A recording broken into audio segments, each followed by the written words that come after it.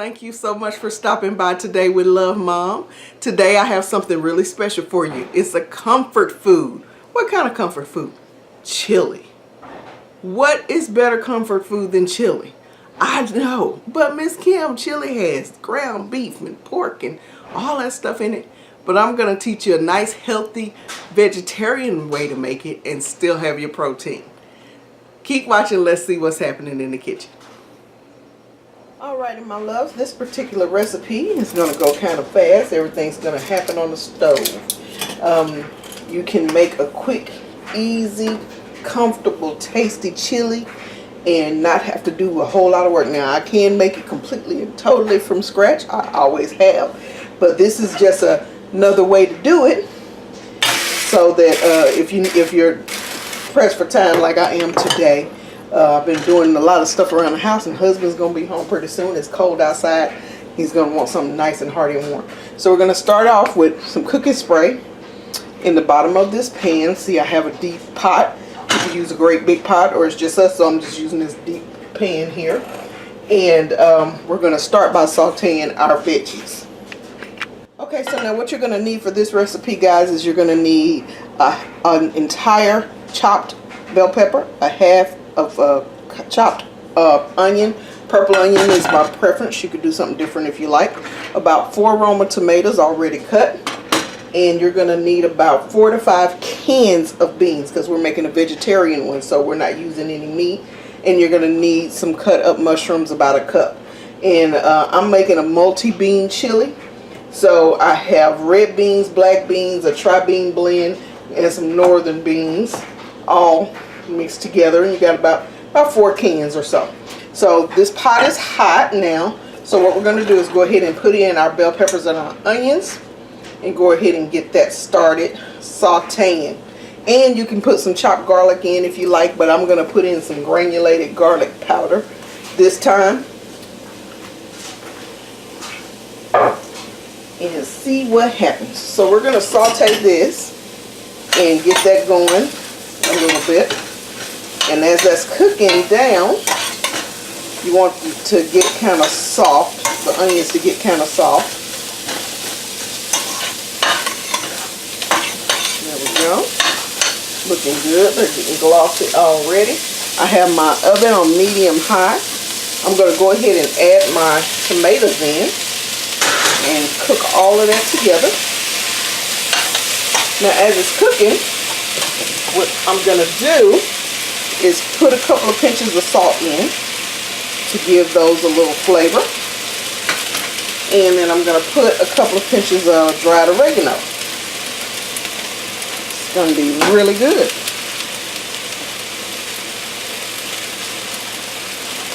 Going to mix this around a little bit. Now I'm going to go ahead and add my mushrooms, and this is about a half a pack of mushrooms. I slice these myself. You can get them pre-sliced, but I like the baby portobellos. You can use white mushrooms, the white button mushrooms if you like, but I love the baby portobellos. They kind of give it that meaty taste. And the reason I'm putting the portobellos in this vegetarian chili is because sometimes people like, most people like chili with the meat in it. And I used to make it with sausage and turkey and ground beef, all that together, and it's good and hearty. But when you're eating a little healthier and you're trying to do a little better, and you do things to kind of substitute for the meat. So my mushrooms is substituting for my meat in my chili, but it's giving me that vitamin and protein that I need. Okay, so now that's sizzling really nicely. I'm going to sprinkle a little more salt because I just incorporated those mushrooms in. We're going to use a couple of teaspoons of pepper. You can use the white pepper or the black pepper, it's your choice. And we're going to use 2 teaspoons of paprika. Not too much because you're going to put chili powder in this. That's going to give it that chili flavor.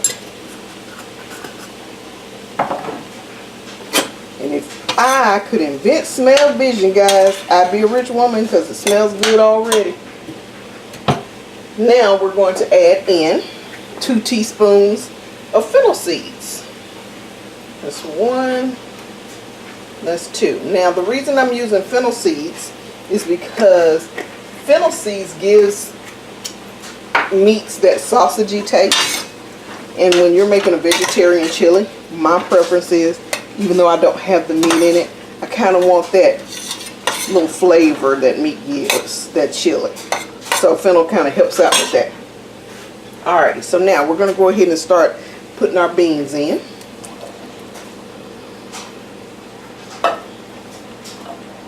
Because what you're going to do is let this simmer after you get everything together. And it's going to be pretty too. It's got so many different types of beans. And that's high in protein, good for you, good to you. It's going to taste heavenly. Let's go ahead and put in my last little bit of beans here.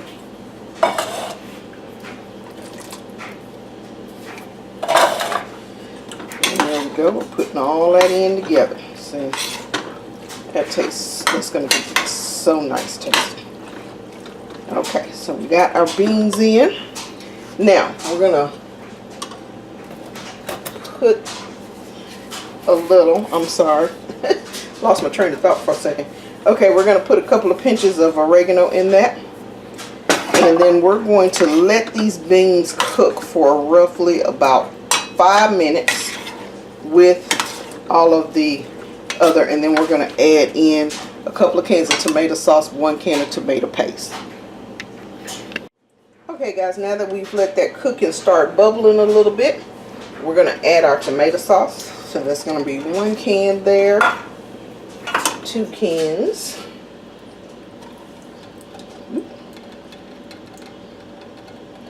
You can use whatever kind of tomato sauce you like. I like Hunt's. It has, you know, they come in different flavors, and add a little extra to your stuff. And you can do this without the tomato sauce and just roast some tomatoes. But again, I'm a little pressed for time, and I'm trying to have some dinner ready when the husband gets home. Looks good already. Now we're going to,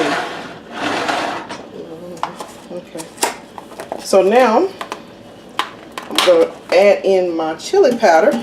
Now I'm using, you can use regular chili powder, but what I'm using is I'm using ancho chili powder. It has more of a smoky taste to it, not a spicy. So I'm putting in 1.5 tablespoons of the ancho chili powder. Okay, and then I'm going to put in, and I know you see me putting in a couple of pinches of salt here and there, but you got a lot of beans in here that came from a can. You want to make sure, and make sure you look for the cans of beans that are low sodium, because I like to put my own salt in it. So, and you got a lot of beans in here, so you're going to have to work a little bit to make it, oops, sorry, have some flavor. You don't want it to just taste like beans, you want it to taste like chili. Okay, so now that it's bubbling, I cut my fire down to medium, because all of these are going to, these flavors are going to marry each other and going to make harmony here. And so I'm going to put in a couple of pinches of black sea salt. You do not have to do this. This is just my preference. You can use regular sea salt. You can use regular iodized salt. It's just what I like. And the reason I'm using pinches, because you don't want to like put big handfuls or, you know, tablespoons, and next thing you know everything you have is like super salty. Use a pinch and then you taste it, and the pinch and then you taste, and that's how you get it. Okay, so now we've put in that. So now next we're going to put in some dried onion, and this is a new container. So, I'm sorry, I forgot to open it. So, you're going to put in 2 tablespoons of the dried onion. It always gives it a little nice flavor. So, that's 1, and that's 2. Okay, so I'm putting in 2 tablespoons of that. And then I'm going to put in 1 tablespoon of my granulated garlic powder. And the difference between regular garlic powder and granulated garlic powder is just that garlic powder, and you can find that at Costco, is a little more grainy than the regular garlic powder. So, and I'm putting in 1 tablespoon of that. It's a big pot, so I need enough to give it all of that good flavor I'm looking for. Now, you actually don't, I'm looking at it now, you actually don't need the tomato paste here. The 2 cans of tomato sauce did the trick, but you can add tomato paste if you like. But it just looks like it's fine to me, and it smells absolutely heavenly. So now that we put all of our seasonings in, we've mixed in our beans, our veggies, and everything else, we're going to put a top on it and let it simmer roughly about 10 minutes. I'm going to come back and add something special to it, and then it'll be ready to eat. Okay, so now this has been simmering about 10-15 minutes, and it is smelling delicious. So we're going to take some Worcestershire sauce. Try to say that 5 times really fast. And we're just going to put a couple of dashes, 2 or 3, into that. Stir it around.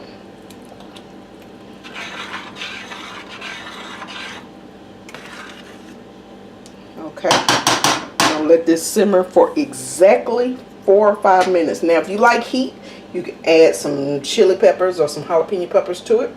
If you can have, you know, you can kind of mix it up and make it your own. But my husband can't have a lot of spicy, and the older I get, the neither can I. So, which is why I didn't put any peppers in it other than the bell pepper. But you can even do this with like red peppers and everything. So it's so much you can do with it. Okay, so we're gonna let that simmer for exactly 5 minutes, and then it's ready to eat.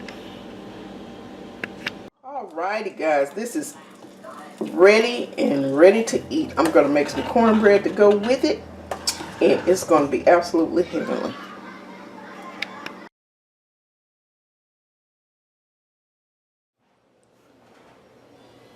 Alright my darlings, there we have it. We made us a wonderful bowl of vegetarian chili that was absolutely delicious.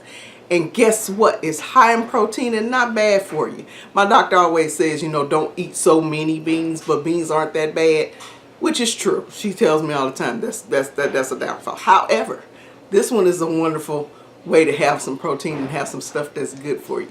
Beans and legumes are good for you, as long as you do them in moderation. So, I really hope you enjoyed this video and enjoyed this recipe. Go ahead and give it a try. You will not be disappointed. Thank you so much for taking time out of your busy lives to spend a little time with me. I appreciate you. Go ahead and hit the thumbs up thingamajigger, you know. Give us a thumbs up if you like what you saw. Got a little tongue tied there. And go ahead and hit the subscribe button if you haven't had a chance to do so. Now's a good time. We have videos uploaded all the time, and they're always great ones. I'm not tooting my own horn. What are you talking about?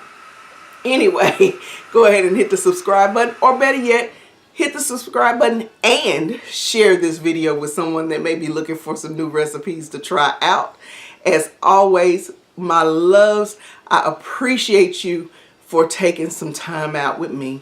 I love you, love you, love you. You guys have a wonderful evening. Enjoy your chili and happy cooking.